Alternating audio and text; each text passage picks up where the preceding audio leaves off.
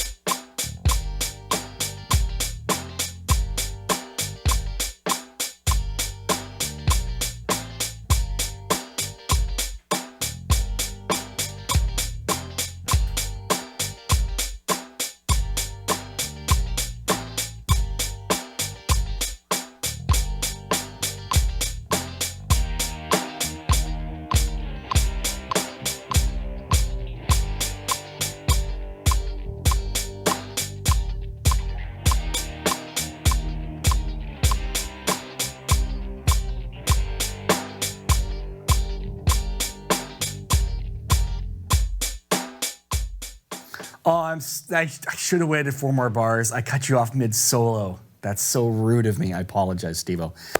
Steve-O, be proud of your accomplishments here. I'm going to talk about a bunch of stuff for you, but bravo. I love when I see a student just bring what they think is right to the table and just knock it right out of the park. Solid, musical, interesting, all of those things. In time, great job, honestly. Totally serious. Couple things I wanted to mention. First of all, you have the most creative technique I've seen yet for raising up an electronic drum kit. If you notice in the video, the kit is raised up a little bit. He's using little wood blocks. You can barely see them in the image there, but they're there. You know what? I love it. That's a great solution. It's funny, actually. I've thought about like coming up with solutions for students with that, and I can't come up with a way to do it that's going to be universal, right? And not everybody has the same wood blocks you have, but you know, that's exactly it. You brought the kit up just a little bit, so you didn't really have to rearrange the geometry of the kit. You just took it up to a height where it was comfortable. Awesome. That's exactly the whole goal. That's the goal here, right? All right. Overall setup looks really good. You look actually quite comfortable. I decided to make a note on this, but I'm not sure how I feel about it. So I'll leave this with you as a thought, but I won't make it. I'm not going to tell you to change anything. You're set up super wide on that kit. In fact, it looks like the kick drum is under the floor tom, which is fine. On an electronic kit, you have all this freedom, which is really cool. But it is a unique positioning you've got. However, it's fine. It looks fine. You look super comfortable. You're super square to the drum kit. Everything else looks fine. When you go to the ride, it looks good. It doesn't. You don't lose time. You're not shifting or moving your body weight or anything like that. So it's probably just fine. And I know a lot of those electronic kits that are out there now, they seem to be promoting this ergonomic difference, which is pretty cool actually, where the pedals are equidistant and they're almost built into the rack that way. And then the snare is kind of right in front in the middle, and then the kit kind of goes out from there. So this is not an uncommon build sign. So it's just, it's different than an acoustic set, but it's not necessarily a bad thing. So there you go, I've said it. If you wanted to go more traditional with like an acoustic setup, that kick trigger would be more in the middle of the kit. So like it is on my kit here, to give you an example of where that pedal would fall. But you know what? In this case, I think it's fine. I really do. Thanks, T. Yeah, exactly. So you can see the kick drum is like right in between the rack toms. If your kid's only got the two toms, it'd be basically to the right, immediate right of that first rack tom, and kind of in between those three. So, but again, you don't have to change it. I think it's fine. Yeah, you can really see it there. That's great. Thanks, T. Also, actually, Steve-O, I know you're in the chat. You might be. Are you hiding? Let's see if he's actually chatting right now. Dun, dun, dun. He's probably just paying attention as best he can as he's hiding in the corner. He's a little bit nervous. So everybody send Steve-O strong, happy, proud vibes, because he should be. Everyone get them. There he is. I'm not here. Oh dear. How confusing. Steve-O, I have one question. What brand is that drum set? I'm just curious. I want to know, because I can't find anything like it. Anyhow, getting back to your assessment and your needs. See, there you go. They're sending good vibes to you. I love it. You guys are great. Thank you, thank you, thank you. See what it says here. Oh, sorry, dog barked. Say it again. Sorry. I'm going to get back to this, I swear. All right. But yeah, I love what you played, because you put in section changes where it sounded different or more interesting. And I loved your little kind of do, do, do, do, do. And Steve, the question I asked you was, what brand is your electronic kit? In case that's the one you're asking about. I loved that, because it was a variation of what you're playing, but it was super appropriate and it really fit the song. So that shows that your listening skills are really solid, and it shows that you've got some good creative ideas that work with the song. Carlsbro, thank you. I found a bunch, and I was like, I wasn't sure which one it was. I've been doing a lot of research lately because we have the new electronic kits Q&A coming up. And I've been doing some research on what else is out there for brands and products. So thank you, Carlsbro. That's one of the few I didn't actually look it up. So now I know. All right, so what can we do to get moving forward? The one thing you don't play in this video much is fills. There's a couple, and they're really small. That's fine, because you're doing all the other stuff and you're doing it really well. Continue with the method.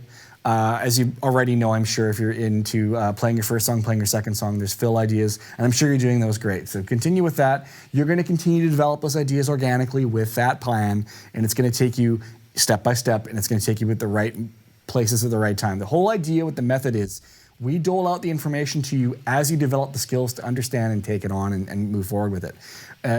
The other way of learning, or another way of learning drums, currently more popular ways, you learn all your rudiments, and then you learn some drum fills, you learn some independence, and you kind of put them all together. The problem is we end up developing one skill really far, and then we're so far behind on something else, we go pick that up, and we forget how to do half these things, and so that it works well, but it doesn't work really efficiently. So with the method, we're sort of giving you the pieces as you go. Okay, you can play a groove, great, here's a couple of rudiments, here's how to read music. Okay, well now here's a couple more things, here's some independence. That works with what you're working on now. Here's a new song, right? So stick with the method. It's gonna be a perfect spot for you, but I think you're up for a challenge, and I think you're up for some more things to add to your vocabulary. So what I'm gonna send you, my man, Steve-O, is Jared's got 2 great courses on rock beats and rock fills. And I love these because I think there's 20 fills and 20 grooves in those 2 courses. And there's even separate play-alongs just for those courses. So they're a lot of fun. And the idea here is I want you to learn these new grooves and fills. Take your time with them. Take as much time as you need. But then you can interplay with them. You can mix and match. You can do all kinds of stuff with them. And you've got tons of new ideas now that you can take and play on the drum set. So I'm going to send you those 2, and I'm going to send you 3 of Mike Michalko's courses, or actually 2 are courses, one's a lesson, that'll help kind of build your vocabulary as well. First I'm going to send you is Mike Michalko's beginner drum fills. This ties along with Jared's rock fills, though Mike's is maybe a little bit more straightforward at first, so it might be a better fit to start with, and then you can work into Jared's. I'm also going to send you Mike's intermediate fills, which is one that follows beginner fills. That might be a bit much to jump into right now, but as you get into level 2 and 3 and 4 with the method, no problem. You can work on those consecutively or concurrently is what I wanted to say, to help kind of build your vocabulary. And last, Mike's got a lesson called 12 Styles in 12 Months Rock. That one is great. It's got a little bit of everything, some cool new grooves and some cool new fills. So we could put together probably 100 courses on rock beats and fills each, because there's so many things you could play. And by working through these, you're gonna have all these new ideas, and you can mix and match them, like I said, but of course, you can also come up with your own ideas. A lot of times, and I know for me, for sure, when I'm coming up with a new idea, it's often out of working on something else, and I just play something that I didn't know I could play, and I go, oh, wow, I didn't know what that was. It probably came out of working on some new pattern that I didn't really equate to something I was gonna do.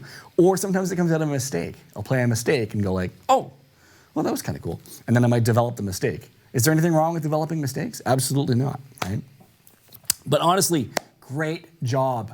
You are doing awesome. You just started playing the end of February, nailing it, man, honestly. So, yeah, so my suggestion to you is work through some of that stuff, keep going on the method, keep submitting to the collaborations. The collaboration videos are a great way to mark your progress, right? You have to learn a new song or a new style every month, and it gives you a chance to mark that progress because you'll have a video each month of what you've worked on, okay? Doesn't matter if the style is not one you like, doesn't matter if it's something you can't play. There's always a beat you can play that'll work with anything, always.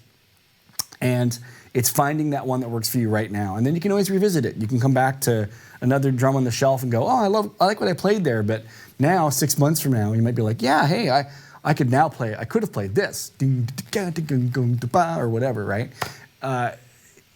It's a great way to sort of keep track of your progress. So, and it's an excuse to learn a new style and song every month, right? So thank you for submitting this month, and I look forward to seeing the next one. And let's see where you are playing-wise in a few months. Send another student focus in when you're ready. Let's see where you're at when you're in a new level and what you're working on. I want to see what you got. Great job, honestly, and thank you, Steve-O, for taking the plunge. I really appreciate it. Love having you here, and we're so happy you did. So there we go.